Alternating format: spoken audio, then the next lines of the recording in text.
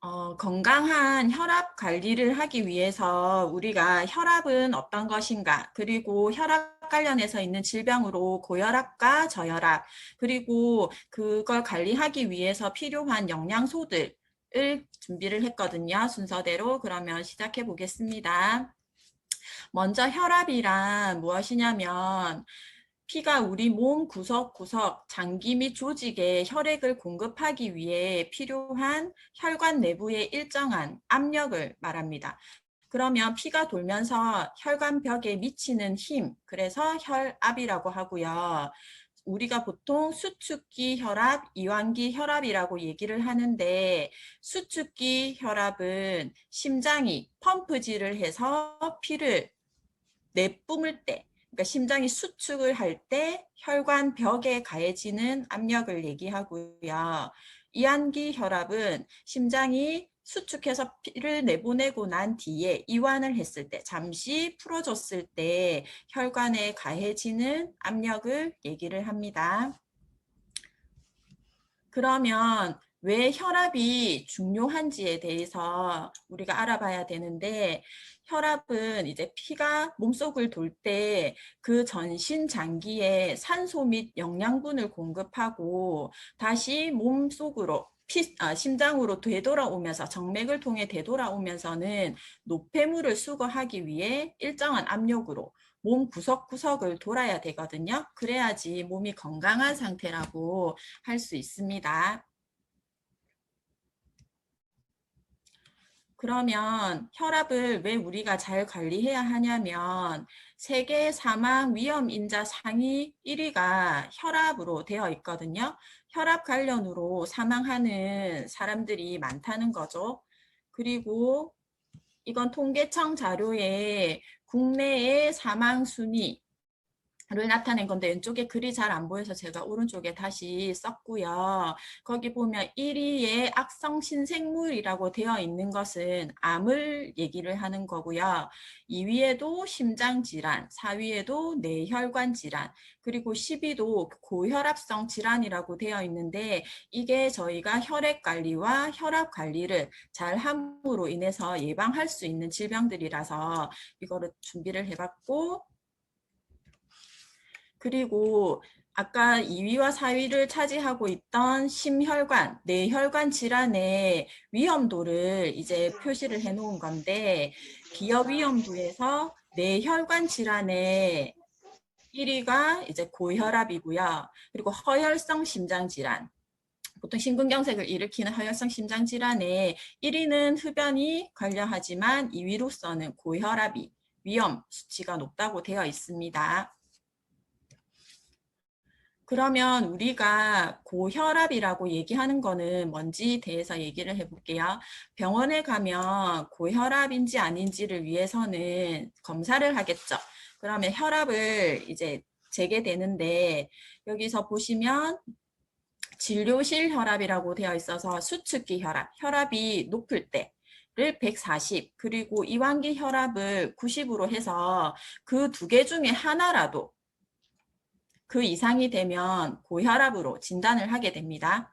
그리고 요즘은 단순히 그때의 혈압을 측정해서 바로 혈압 진단을 내리는 게 아니라 그 일일 혈압, 생활 혈압을 하루 종일 24시간 혈압기를 달고 다니면서 측정을 한 뒤에 이제 원인을 파악하는 경우도 있거든요.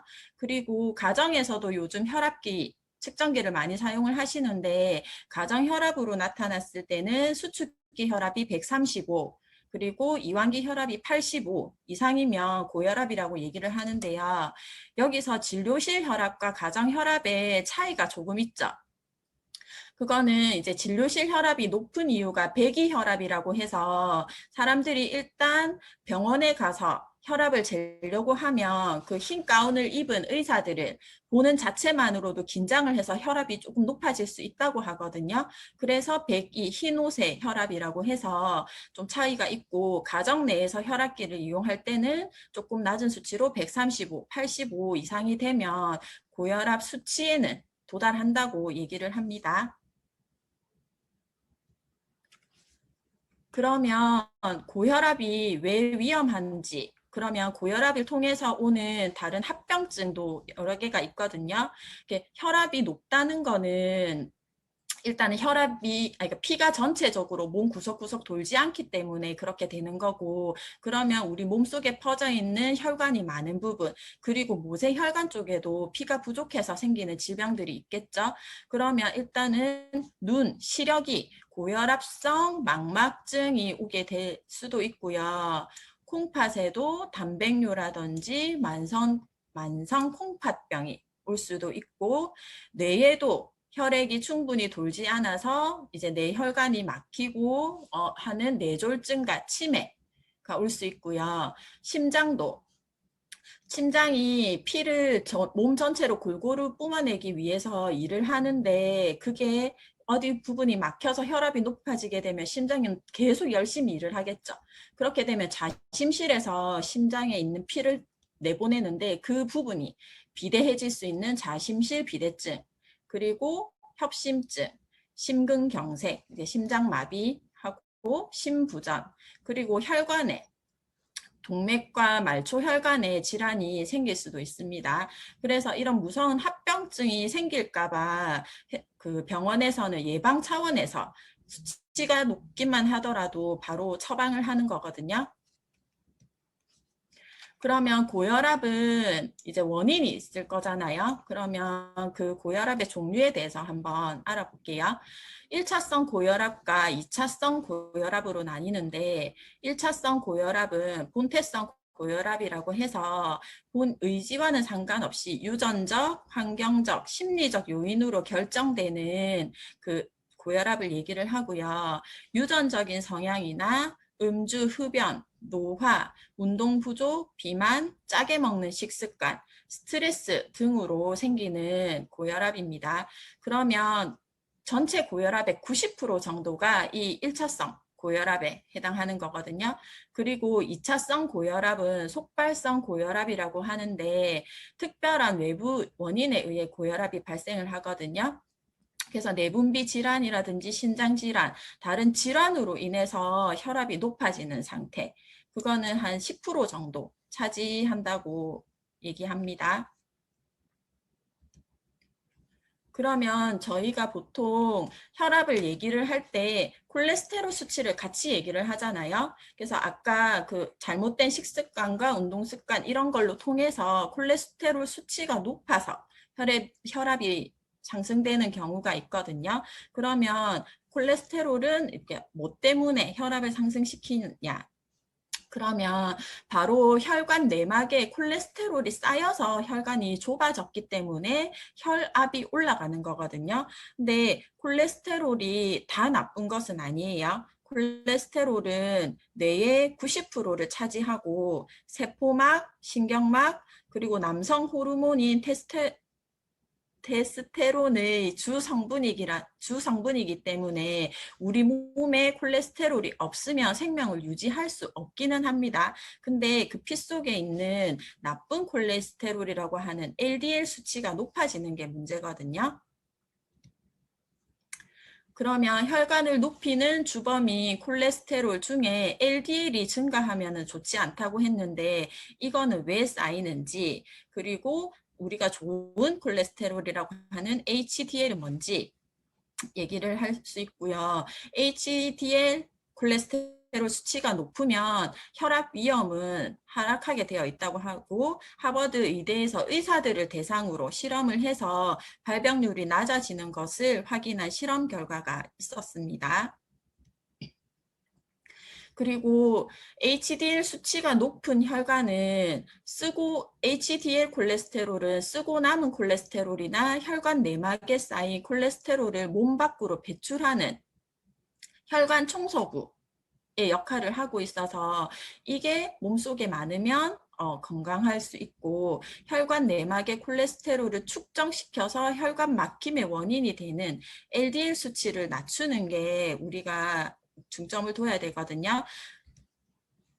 그러면 LDL 수치를 낮추고 HDL 수치를 높이고, 그리고 혈관 안에 혈액을 깨끗이 유지하고 혈관을 튼튼하게 관리하기 위해서 우리가 할 수 있는 방법도 있고, 그러니까 조절 가능한 요인도 있고 조절이 불가능한 요인도 있어요. 여기서 보시면 파란색에 환자의 노력에 의해 조절 가능한 요인으로는 인슐린 저항성, 그러니까 탄수화물 섭취를 많이 하게 되면 저희가 인슐린이 이제 저항성이 높아지게 되고, 그러면 혈당 수치가 높아지게 되고, 그러면 혈액이 끈적끈적해지고, 그렇게 되면 혈압이 당연히 올라가는 그게 있고, 또 염분 섭취 과다, 그리고 비만, 그다음에 칼륨 섭취 부족. 칼륨은 우리 몸속에 있는 나트륨을 배출하는 역할을 하거든요. 그래서 칼륨도 섭취하면 이제 염분을 가다 섭취하더라도 그걸 배출시킬 수 있고, 그리고 스트레스를 통해서 몸이 산화되기 시작하면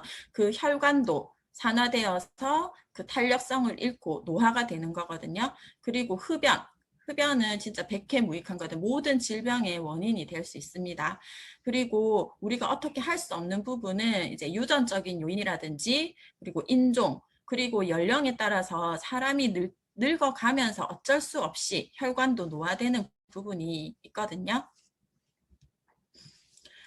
이렇게 요즘은 그냥 의사분들도 고혈압으로 병원을 방문했을 때 단순히 약 처방만 내리는 게 아니라 생활치료라고 해서 생활 습관을 바꾸고 식습관을 바꾸고, 그리고 영양제 관련해서 처방을 같이 내리시는 분들도 많고, 지금은 단순 수치보다는 이제 원인을 해결하자는 그런 기조를 반영을 해서 처방을 많이 내리시거든요. 그래서 저는 그 조한경 박사님, 미국에서 현직 의사로 계시는 분이 쓰신 환자혁명 부분을 참조해서 고혈압 부분에 대해서 한번 또 설명을 한번 해볼게요. 그러면 책을 잠시만요. 볼게요. 그 고혈압을 증상에 불과한 숫자에만 집중하지 마라라고 되어 있으면서 중요한 부분 제가 줄친 거 읽어볼게요. 대부분의 고혈압은 확인할 수 있는 명확한 원인이 존재하고 그 원인만 제거하면 쉽게 혈압을 낮출 수 있다. 병원 치료와 별개로 환자가 반드시 해야 할 일을 얘기하면서 혈압약을 처방하는 의사들도 생활 습관과 식습관이 중요하다는 것을 강조한다. 그러면 고혈압의 원인들은 어떤 것이 있을까? 대사증후군의 원인이 인슐린 저항이다. 혈당이 높고 살이 찌고, 혈당이 높다는 뜻은 피가 맑지 않다는 뜻이고, 피가 끈적끈적하면 혈류 저항이 강해서 온몸 구석구석까지 산소와 영양소를 전달하려면 큰 압력을 필요로 한다. 자연히 혈압이 올라갈 수밖에 없다. 그리고 교감신경이 자극되어 혈압이 올라간다. 교감신경을 자극하는 또 다른 요소는 스트레스다. 아까 제가 앞에도 간단히 얘기를 드렸고, 그리고 다음 페이지에 보면 살이 쪄도 혈압이 올라간다. 우리 몸이 500g이 살이 찌면 3kg 이상의 혈관을 더 필요로 한다. 더 길어진 혈관에 피를 돌리려면 더 높은 압력이 필요하다. 그만큼 심장이 더 격렬하게 피를 짜내 혈압을 올려야 한다. 그리고 혈압이 탄력을 잃는 것도 문제다. 혈관에도 근육이 있어서 심장을 도와 피를 이동시키는데 여기에 수축과 이완을 통해서 혈압을 조절한다. 나이 들면서 혈관의 근육들은 거의 기능을 상실한다. 혼자 일을 다 하니 혈압을 올릴 수밖에 없다.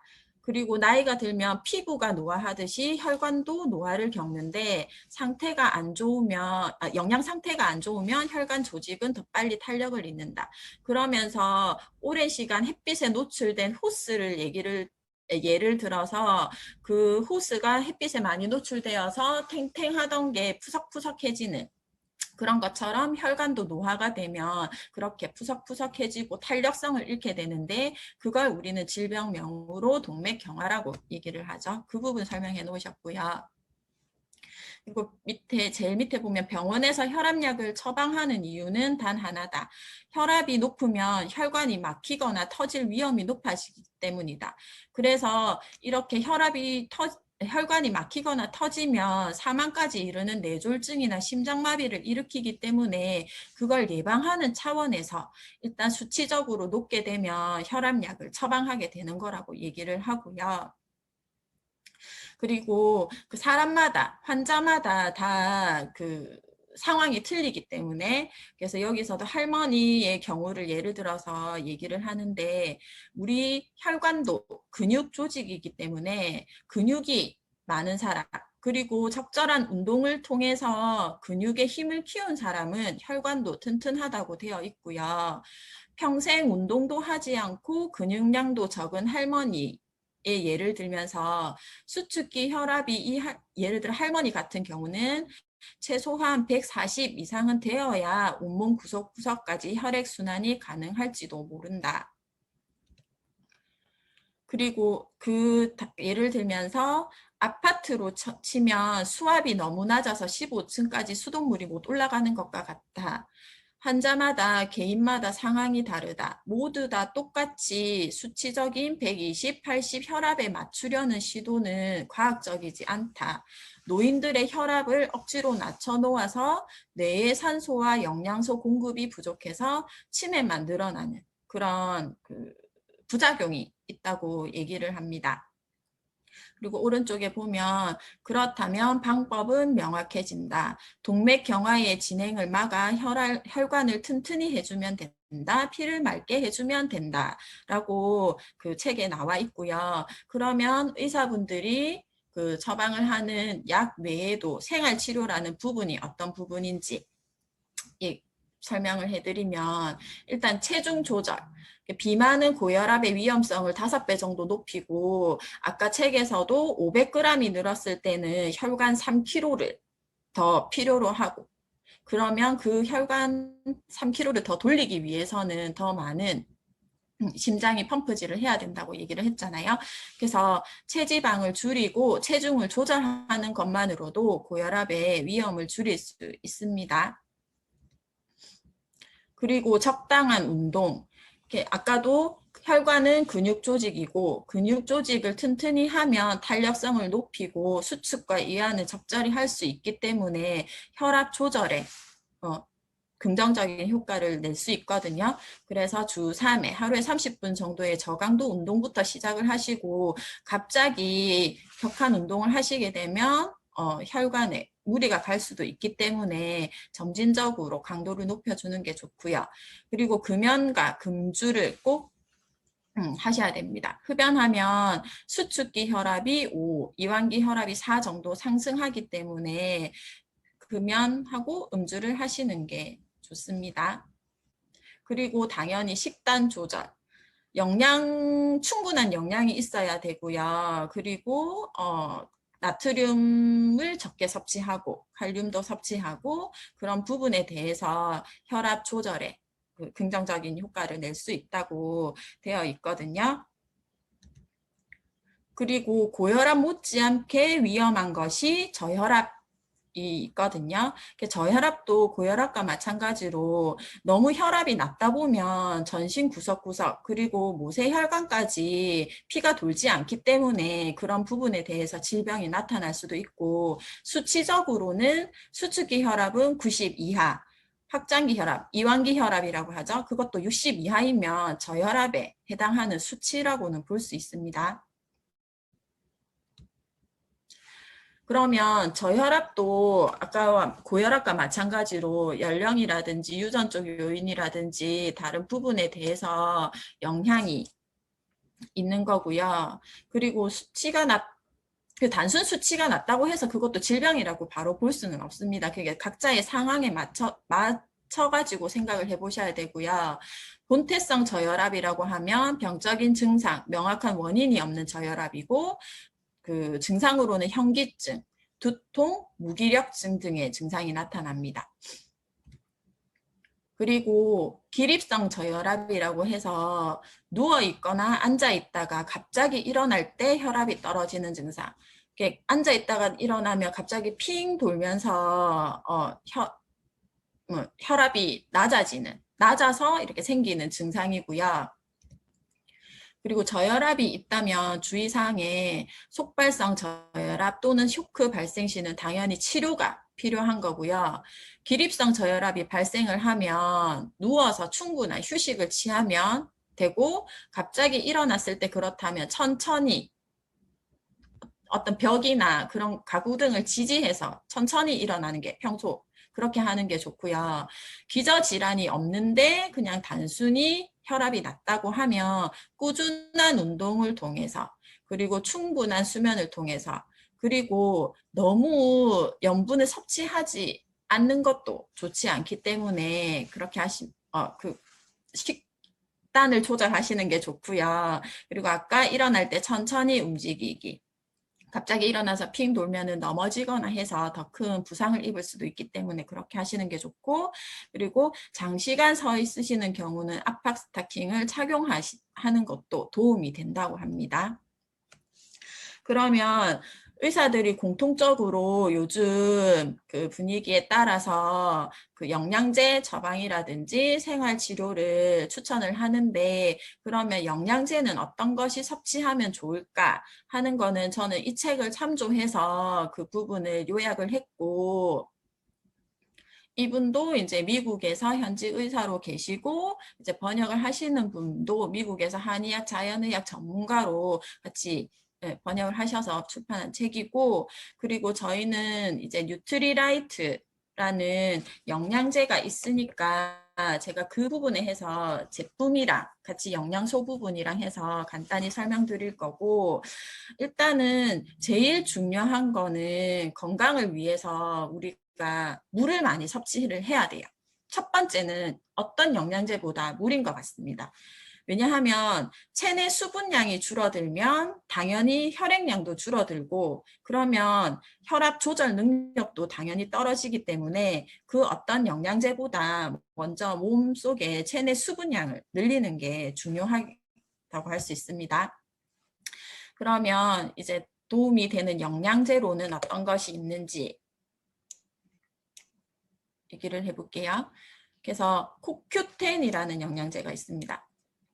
코큐텐은 유해산소를 차단시켜서 LDL, 아까 나쁜 콜레스테롤의 산화를 방지하고 혈압 이완 작용을 한다고 되어 있고, 코큐텐은 모든 세포에 존재하지만 특히 심장, 간, 신장, 췌장, 잇몸에서 많이 발견이 되고 몸속에 있기는 하지만 나이가 들면서 체내 합성이 감소되기 때문에 식품으로 섭취하는 게 좋다고 되어 있습니다. 그리고 칼맥디, 그러면 칼슘, 마그네슘, 비타민 D인데 최근에 저도 그 영양제를 문의하신 분이 병원에서 의사분이 고혈압인데 그냥 처방약과 같이 오메가3와 비타민 D를 같이 섭취하라고 했다고 하더라고요. 그래서 그 비타민 D 수치가 고혈압 환자들에게는 많이 낮게 나타난다고 합니다. 그리고 마그네슘은 동맥을 이완시키고 칼슘은 동맥을 수축시키고, 그래서 그 혈관의 수축과 이완의 균형을 잡아주고 모세혈관을 확장시키고 혈압을 내리는 효과가 있습니다. 우리가 칼슘이 결핍되면 뼈에서 칼슘을 유출해요 혈관벽에 부착이 된다고 되어 있거든요. 그러니까 체내에는 혈액 안에 적당한 칼슘이 농도가 유지돼야 되는데 그게 부족하면 뼛속에서 칼슘을 내어 쓰게 되고, 뼛속에 있는 칼슘은 입자가 크기 때문에 그거를 혈액 속에서 녹여서 쓰다가도 그거를 남는 칼슘은 다시 뼈로 돌아가지 않고 혈액에 남아서 부착된다는 그 얘기거든요. 그래서 그 혈액이 혈전이 되고 그게 혈행을 방해하고 고혈압의 원인이 될 수도 있습니다.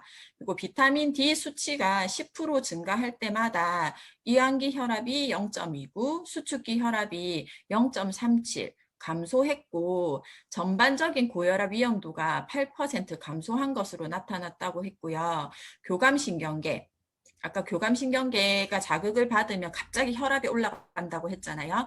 그 작용을 하는 레닌을 낮춰서 혈압을 낮춰주는 효과가 있다고 합니다. 그리고 오메가3는 혈행 개선을 위해서 드시는 분이 진짜 많으신 것 같아요. 그러면 오메가3가 저희 제품 중에는 세몬 오메가와 오메가 밸런스 두 종류가 있기는 하거든요. 근데 오메가3를 드시는 게 그 속에 있는 EPA와 DHA 성분이 혈행에 도움을 준다고 해서 드시게 되는데, 오메가 밸런스 같은 경우는 그 혈행 개선에 도움을 주는 역할이 더 많은 EPA 성분과 DHA 성분이 1대1로 함유되어 있어요. 1대1 비율로 함유되어 있고 세몬 오메가는 EPA, 혈행 개선에 도움을 주는 EPA 성분이 더 많이 들어가 있습니다. 그래서 EPA는 혈액을 굳지 않고 혈액의 흐름을 원활하게 하며 혈관을 확장시켜 고혈압을 개선시키고 DHA 중성지방을 줄이고 혈전을 막아 혈압을 낮추어 준다 라고 되어 있는데 아까 LDL 수치와 HDL 수치를 얘기도 했지만 이 중성지방을 요즘은 많이 언급을 하거든요. 중성지방은 그 혈액의 중성지방 수치를 요즘은 고혈압이라든지 진단을 하거나 높은 콜레스테롤 수치를 할 때 많이 얘기를 하는데 LDL 콜레스테롤의 생성을 돕고 HDL 콜레스테롤의 분해를 촉진시키고 혈중 지방 수치가 높아지면 동맥 경화를 일으킬 수 있는 그 지방이 중성지방이라고 하거든요.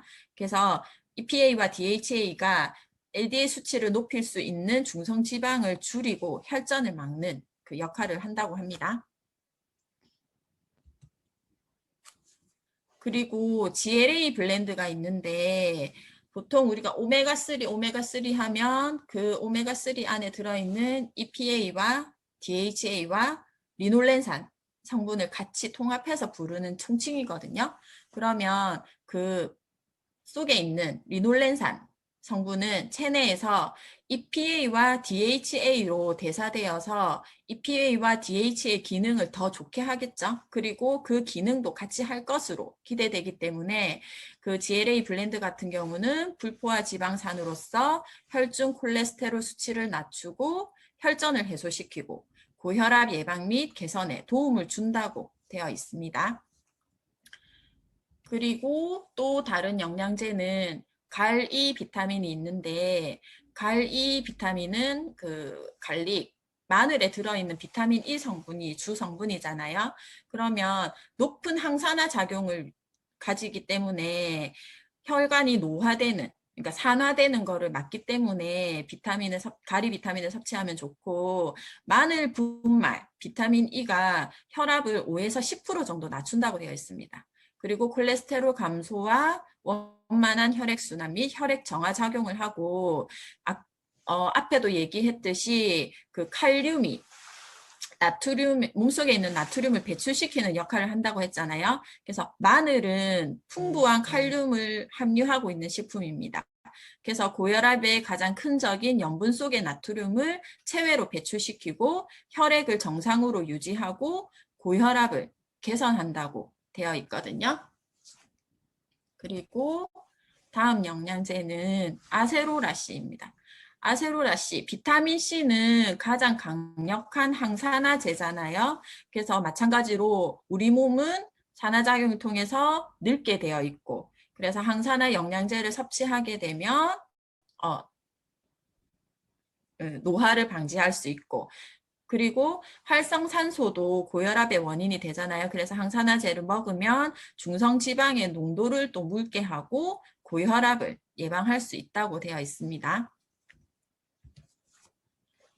그리고 그 고혈압도 마찬가지고 저혈압 부분에서도 철분이 부족해서 빈혈 증상을 가지는 분들이 많이 계시잖아요. 그래서 저희 아이언 폴리플러스에는 철분과 엽산이 같이 들어있고 철분과 엽산은 혈액을 만들어내고 그리고 혈액 생성을 하는데 꼭 필요한 구성물질이고 철분은 체내에서 헤모글로빈 및 미오글로빈을 구성하고 세포에 산소를 공급하고 비타민C와 엽산을 보호하기 때문에 철분제와 엽산제를 같이 섭취하시게 되면 비타민C의 항산화 효과를 더 기대할 수 있고요. 그리고 건강한 혈액을 만들 수 있는데 필요한 구성물질이기 때문에 같이 섭취하시면 좋으십니다.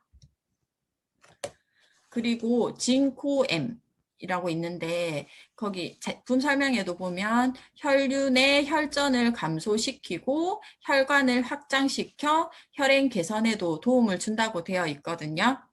그래서 몸속에 혈액 속에 있는 혈전, 이 혈관을 막아서 일으킬 수 있는 여러 가지 질병을 막을 수 있고, 그리고 우리 몸 구석구석에 있는 모세혈관까지 그 피를 원활히 돌 수 있게 해주고, 그리고 기억력 개선에도 도움 주고, 그거는 뇌까지도 이제 혈액이 충분히 돌면서 산소와 공급을 충분히 해서 그 기대까지 할 수 있다고 되어 있거든요.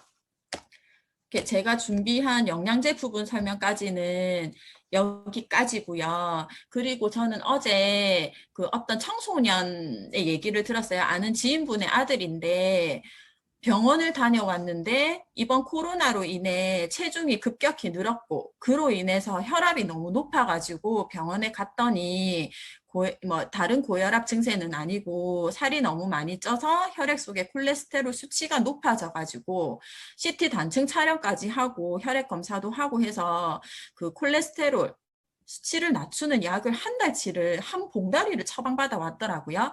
그래서 아까 말씀드린 것처럼 중성지방 수치가 높아지면 혈압이 올 수 있고, 그리고 중성지방이 높아진다는 거는 우리가 몸에 살이 많이 찐 거고, 그 학생뿐만 아니라 최근에 코로나로 인해 활동량도 줄어들고 해서 중성지방 수치가 높아져가지고 혈압에 문제가 생기신 분이 꼭 있다고 생각합니다. 그리고 고혈압도 그 대사성 질환이기 때문에 인슐린 저항성, 탄수화물 섭취가 많아서 그렇게 된 부분도 있기 때문에 굳이 나이가 드신 분이 아니라도 고혈압의 수치에 도달할 수도 있기 때문에 그 각자 한 번쯤 혈압을 평소에도 관심 가지고 체크해 보시는 것도 좋을 것 같고, 건강은 건강할 때 지켜야 된다고 하잖아요. 그래서 각자 생활 습관도 지키고 이제 식생활 습관도 지키고 건강할 때 영양제도 많이 먹어서 그 건강을 지킬 수 있으셨으면 좋겠습니다.